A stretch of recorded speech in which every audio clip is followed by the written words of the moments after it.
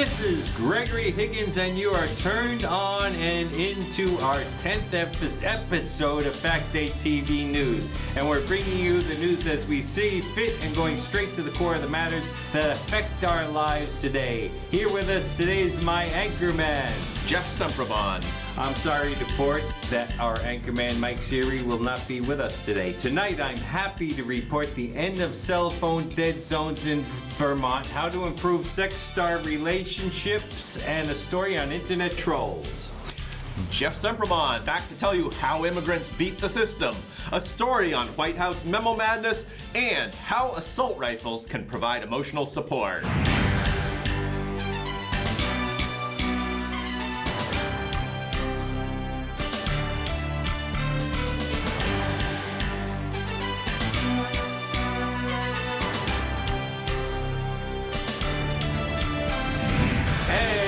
Jeff is going to lead us off with our first story about tourists. The party rental segment of the Vermont tourism industry is concerned that the recent arrest of over 50 young tourists from Rumson Fairhaven Regional High School in New Jersey may have an adverse impact on the state's reputation as a destination for young travelers looking for an idyllic country setting in which to hold their massive drinking and marijuana smoking parties.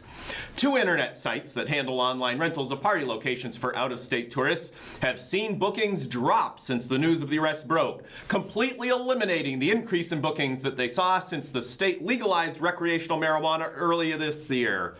Renters had hoped that marijuana legalization, combined with Vermont's traditional image as a state tolerant of underage drinking, would provide a competitive advantage over neighboring states and bring in much-needed tourist dollars to the state's economy. Now, however, they fear that the highly publicized arrests will undermine those advantages and that high school seniors planning drinking trips will look elsewhere. Oh, thank you very much, Jeff, for that interesting story. Now, I have an interesting story on cell phone pancakes. Well, telecommunications experts have discovered a new way to completely eliminate cell phone dead zones that have been a problem for those suffering from poor reception and dropped calls in many portions of rural Vermont. The new system, currently being used on an experimental basis, integrates the existing antenna network with the state's ubiquitous maple sap lines. By running conductive wire antennas along maple sap lines, researchers can greatly extend the coverage area of antennas and allow radio signals from cell phones to be amplified by the sap lines. The only problem seen so far in preliminary testing is that some residents living near the test sites have complained of hearing voices and conversations by mysterious people in their heads while eating pancakes or waffles. That does sound interesting. Yeah, more trying to weigh the benefit of better cell coverage versus hearing voices in your head. Yeah, other than the ones I already hear, it could be confusing. Yeah, you kind of you're used to the normal voices in your head and you're familiar with them, and then when you hear other voices intruding on that conversation, that could be disturbing. Yeah, confusing also. And now Mike's not here anymore. I mean, he's not here this week. Government officials assure us that it has nothing to do with his previous alien abduction that never occurred. Jeff has got a story about snow demons. A new and scary turn of events has been happening on ski mountains across the Northeast. It appears that some form of previously unknown hypnotic snow creatures are creeping along looking for victims. These creatures appear as mounds of snow that move along through the forests alongside the ski slopes and lure unsuspecting skiers into the woods where they become incomprehensibly lost in a daze. After many unexplained disappearances, a few skiers have been rescued by friends who saw them skiing off into the woods and were able to intervene in time to save them. These survivors report that the hypnotic snow creatures get them to believe that they're heading toward a nirvana where they're going to have the most unbelievable skiing experience of their lives. But they soon realize that they are hopelessly lost in a world of nothing but white and incapable of recognizing any direction. They reported a growing sense of dread and inescapable doom before being brought back to reality by the fortunate intervention of others. Only a few lucky individuals whose friends were close by and noticed them in time have gotten out alive. Several other people have been reported missing after leaving for a day of skiing or snowboarding, and there's no way to keep record of how many people may have disappeared without anyone to report them missing. Searchers have found ski tracks that wander aimlessly before disappearing into the snow, and it's believed that those unfortunate skiers become totally frustrated, frozen, and completely absorbed by the snow, never to be seen again. So, for you skiers out there that feel the snow calling you into the woods, just remember what you heard on Fak'd TV News. Don't listen to the lies of the hypnotic snow creatures. Well, that's an unbelievable experience, those dreadful disappearances of ski people. Ski people to the ski monsters. I'd like to think we're doing our part to help people recognize when they're receiving false information and learn to reject it completely and block it from their minds. And now for our very first weather report. And now for the weather. From the emails and comments we've been receiving from viewers, many of you have asked, even pleaded with us to bring you insightful, informative, and above all, accurate and reliable approach to keeping you informed to weather forecasting so you can plan your outdoor activities. So here we go. It's winter and it's cold outside. So keep the heat on. Tonight it's going to be dark and cold, windy, blustery, maybe snowy. The morning will hopefully be followed by sunrise, and if you don't see the sunrise, you're probably still in bed with the curtains closed and the covers over your head. Or it's cloudy tomorrow and it's still going to be cold. In the middle of the day it will be slightly warmer than earlier in the morning hours. Based on the current position of the jet stream, it might snow and it might not snow. And the sun may come out, maybe. But late in the afternoon will be followed by hordes of flatlanders looking to go skiing, eating, getting drunk, and laid. The influx of flatlanders will be followed by heavy traffic and massive amounts of flowing dollar bills, y'all. And lines at gas stations and grocery stores will be everywhere. Flatlanders will be in a big rush to go wherever their GPS is sending them, so be careful out there. We're predicting excessive amounts of aggressive driving, impatient expletives that could cause heavy resentments and disgruntled visitors expecting to have a good time. Later in the evening, there will be good times or massive amounts of disappointment, upset stomachs from drinking too much, followed by toilets inhaling earlier consumed expensive dinners and alcoholic beverages. The following morning may be followed by friends and good times, or dry heaves, cursing life, God, and wishing you had never left home. So you all be careful out there and do the best to enjoy your life and have a nice day. Perhaps that'll teach people not to request weather reports. Jeff, you're a very interesting guy. No doubt, many of our viewers watched with thrill the recent launch of the Falcon Heavy rocket made by SpaceX, which lifted a Tesla automobile into a solar orbit.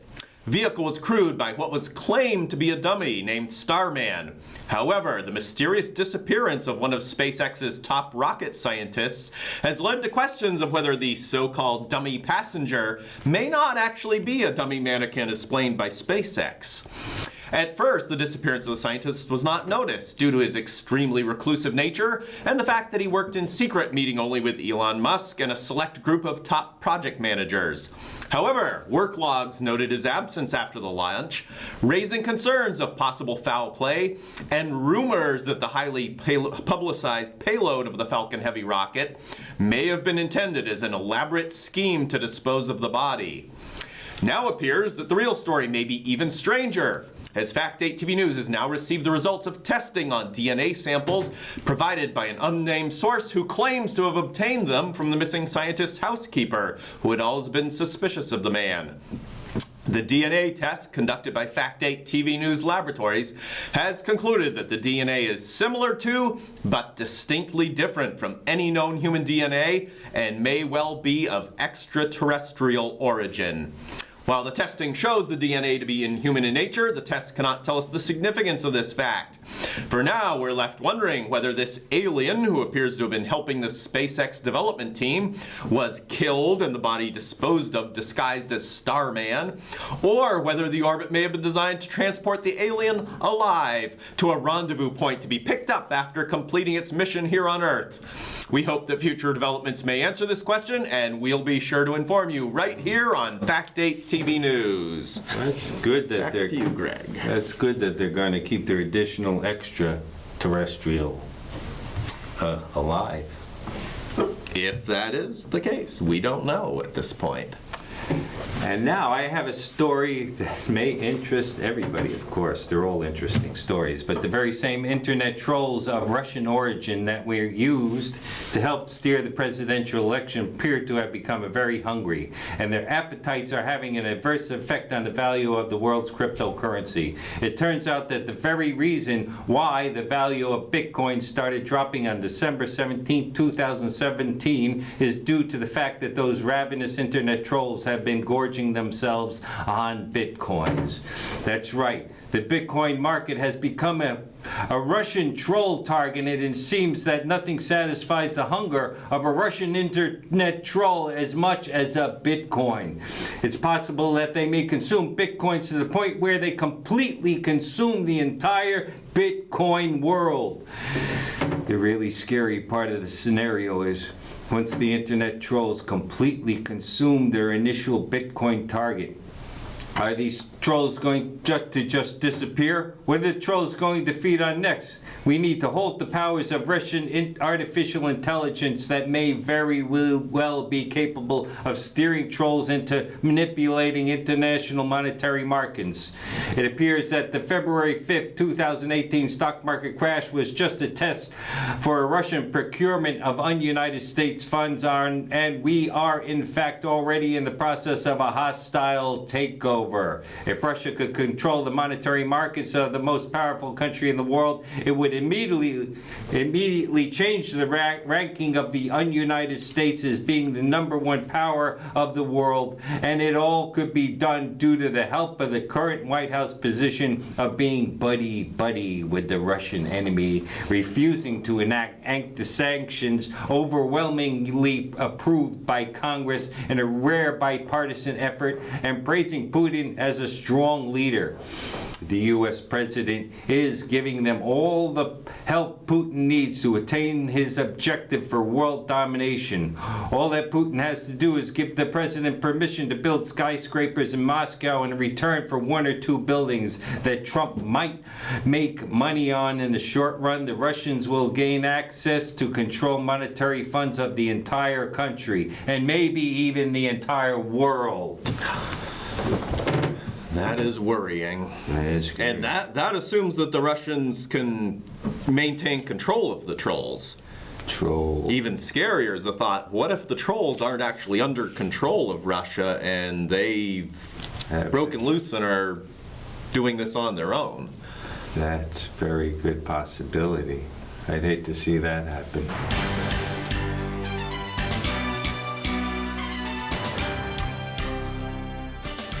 Media outlets, including Fak'd TV News, are engaging in a joint effort to petition the House Intelligence Committee to release more one-sided memos on controversial topics. The unprecedented amount of news coverage and entertainment value of the recent Nunes memo, pointing out supposed bias in the FBI's investigation of Russian interference in the 2016 election, broke all records for efficiency, taking only 4 pages to generate vast amounts of speculation, political theatrics, and bitter partisan debate. Coalition of media companies are petitioning the committee to draft secret memos on other controversial subjects in order to generate a similar level of excitement and public engagement in government. Coalition is asking the public to weigh in on divisive subjects that they feel the federal government should weigh in on, even if they're not directly related to intelligence gathering. Currently, the top-rated subject on the public input webpage for suggested memo topics is whether toilet paper roll should be installed with the loose end in front of or behind the remainder of the roll. I don't know if the public can get involved in a situation like that as far as running which way the toilet paper goes. It's a very difficult situation. But if the Intelligence Committee can write a memo on the subject, even a really short memo. We saw how much news we got out of 4 scrimpy pages. Yeah. 3-page memo declaring, a paper should always be hung in front of the roll. And then a Democratic memo, that saying that it would be behind it, but we don't know what the Democratic one says because it's not released. It would be great. We get endless coverage. It could probably take more than 4 pages to do that. Yeah.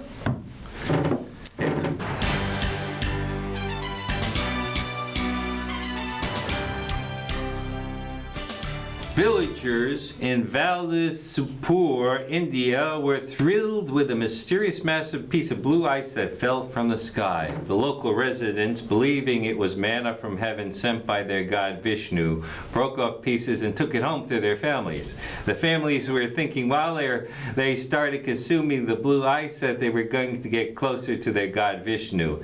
They ended up not getting closer to their god Vishnu, but far closer, intimate, and praising the porcelain god in their bathrooms. They all wound up with food poisoning from the gift that came from their god. It turns out the massive piece of blue ice was ejected from a C-130 military transport toilet system. The bluish color was caused by liquid disinfectants. Goes to show you where the only real god resides and how to praise it. Disgusting. It's disgusting. And Jeff, you have a story on the immigrant. Many of those who are hoping that for the Trump administration to make good on its campaign promises to restrict immigration to these un-United States are concerned about real Americans losing jobs to immigrants. Democrats, who hope to increase the number of immigrant voters as a solution to their party's losing streak, dismiss such claims as unfounded and even racist. Well, a Fak'd TV News investigation has not only verified that immigrants are taking jobs that citizens might otherwise do, but has uncovered the sneaky techniques that they've been using to steal these jobs.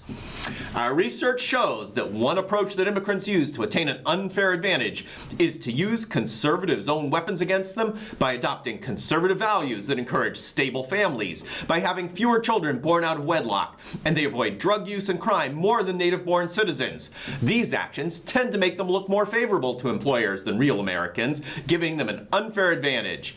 Because many employers may not be hiring immigrants, these sneaky immigrants go right ahead and start their very own businesses. And many are willing to work laborious, unpleasant jobs to exploit the preferences of real Americans for jobs that pay well but do not require an amount of effort or attention to detail. With immigrants unfairly exploiting their values and work ethics to outcompete real Americans, it's no wonder that some native-born Americans resent the flood of immigrants who are proving that the American dream still works, but only for those who are willing to work hard and take the effort to succeed. Dreams. Help everybody if you have some kind of dream. I would dreamt of fake news, and it's everywhere. Can't go anywhere without getting fake news. Anyway, for my next story, baby making in the un-United States is on the decline, and the makers of diapers, baby food formula, and baby products are suffering from the decline in sales. The un-United States birth rate has plummeted to a historic low as millennials look closer at the cost of raising a child, real estate, and unpaid college loans. It appears that millennials are in no rush to start a family until they are financially stable, and that stability is not readily achieved in the current economy. It's also understood that the advantage in the medical technology, modern women do not feel any need to be in a rush to start a family, since it's not a problem to put off having children for a decade, and that delay gives women the opportunity to be more mature and financially stable. The parenthood delay is having a major impact on pediatric good manufacturers who are expecting a 13% cut in their global workforce. The drop in pregnancy pregnancies and resulting babies may also be the cause of a possible 10-year decline in the stock market. Reducing the impact on manufacturers, the fact that people are now living so much longer and in many cases need help in their old age, manufacturers of diapers and baby food have found that it is easy to retool production lines to focus on diapers and food for the elderly who are incontinent and lack teeth. Manufacturers of other baby-related products are looking into adapting it, and may not be long before we'll see our elderly relatives dressed in snap-fastened pastel-colored onesies, drinking their Chardonnay from sippy cups.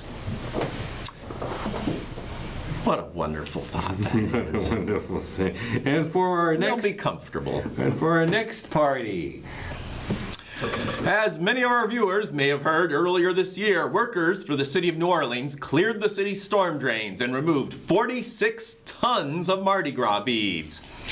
While it was generally assumed that this litter would be dumped into a landfill with the other trash, we have received information suggesting that the city may have taken a more innovative and environmentally responsible approach to handling this 46 tons of waste. The anonymous source reported this to Fak'd TV News a couple of weeks ago, but provided the information only on the condition that it not be released until after this year's Mardi Gras Carnival to avoid any adverse impact on the celebration. Our unnamed correspondent reported that he had been following a convoy of city dumpster trucks filled to the top with the bright gold, green, and purple beads when he saw them drive right past the entrance to the municipal landfill. Curious, and in no particular hurry to get back home to his spouse after running errands, the driver followed the trucks at a distance and observed them looping back and eventually entering a municipal garage complex. Once there, the trucks drove straight up to the commercial truck wash and were still being washed when the driver felt the need to leave in order to avoid suspicion. From this report, it appears that the city chose to wash off and reuse these nearly indestructible beads, and it's likely that the hastily cleaned beads were sold or given out to participants in this year's carnival celebration. It's party time. It's more environmentally conscious. And now for our next party. Violence broke out in a chain of supermarkets across France last week. A shopping frenzy was sparked by a 70% discount in the pricing of Nutella, a popular chocolate and hazelnut spread often considered to be a healthy despot having a nutritional value similar to that of a pre-made cake frosting.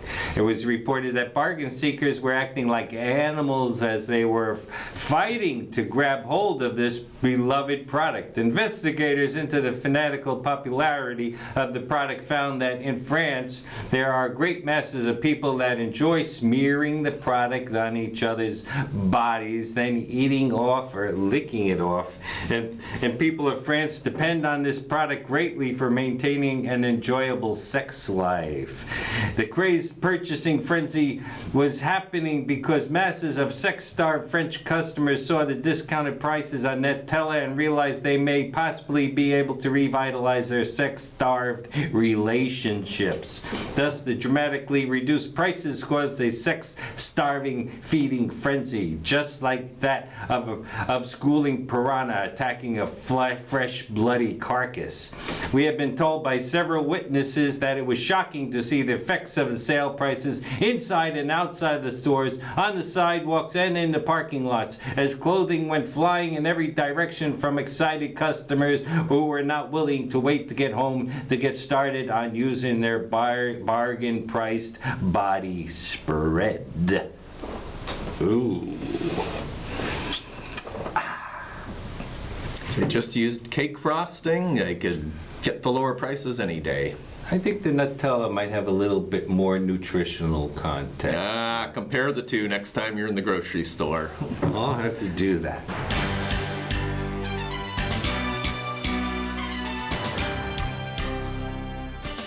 A Milton man was turned away from Burlington International Airport recently when he tried to pass through the TSA security checkpoint carrying what he called his emotional support assault rifle.